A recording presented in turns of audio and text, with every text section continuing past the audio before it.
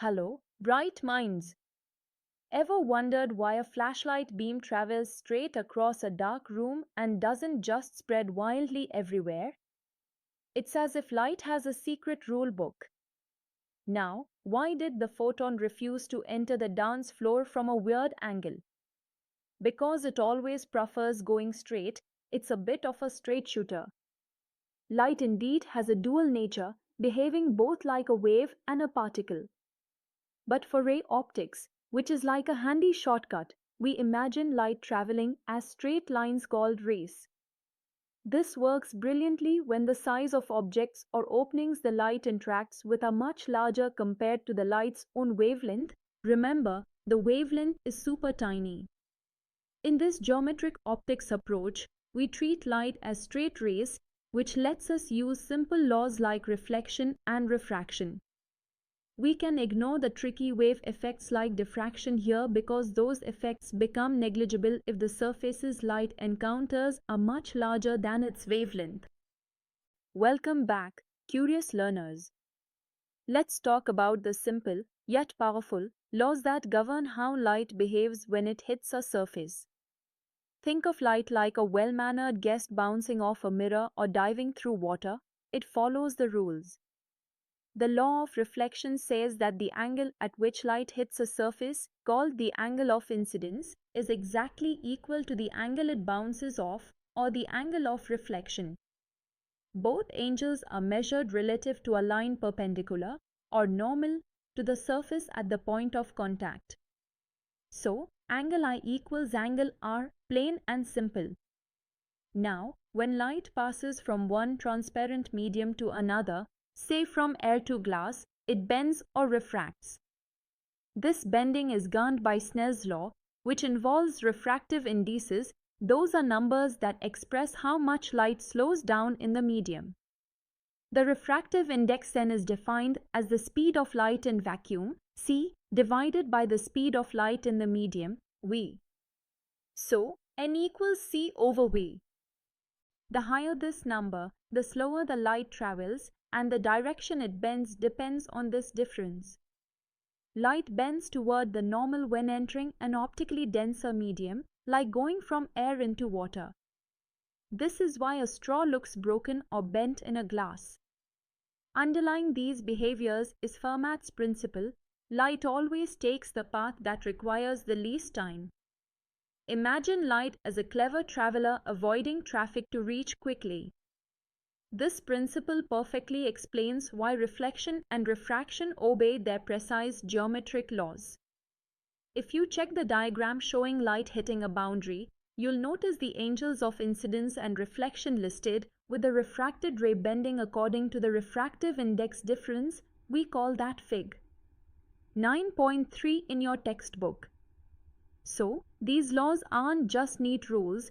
They explain everyday optical magic from shiny mirrors to swimming pool solutions. Hey there, science detectives! Have you ever noticed how a prism turns white light into a beautiful rainbow?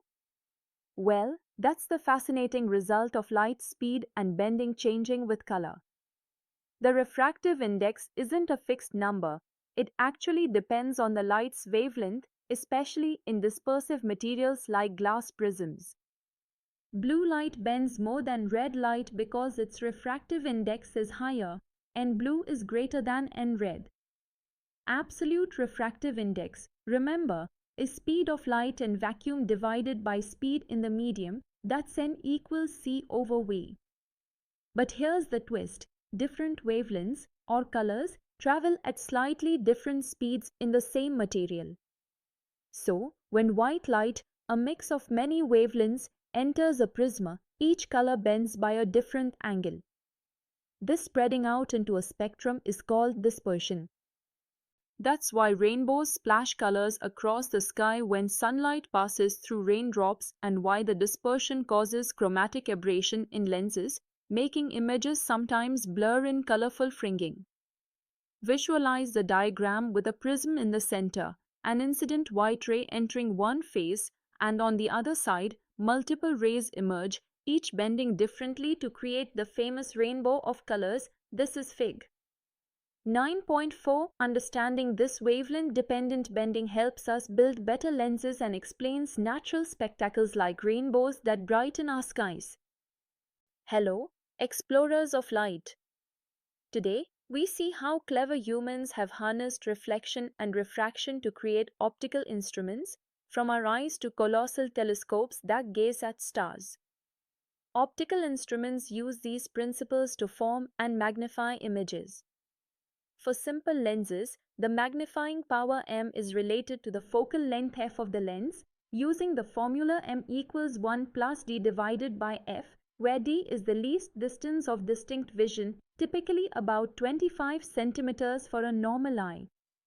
The compound microscope is a super tool that uses two lenses working together. The objective lens with a short focal length captures a magnified real image. Then the eyepiece lens acts like a magnifier to enlarge that image even more for your eyes.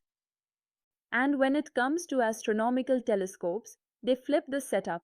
A long focal length objective captures light from faraway stars, and a short focal length eyepiece brings the image closer, giving us angular magnification so we can see galaxies and nebulae. Picture the block diagram depicting the eye, microscope, and telescope optics side by side. This is from Fig. 9.27. You can see how light rays pass through different lenses, bending and focusing to create larger, clearer images.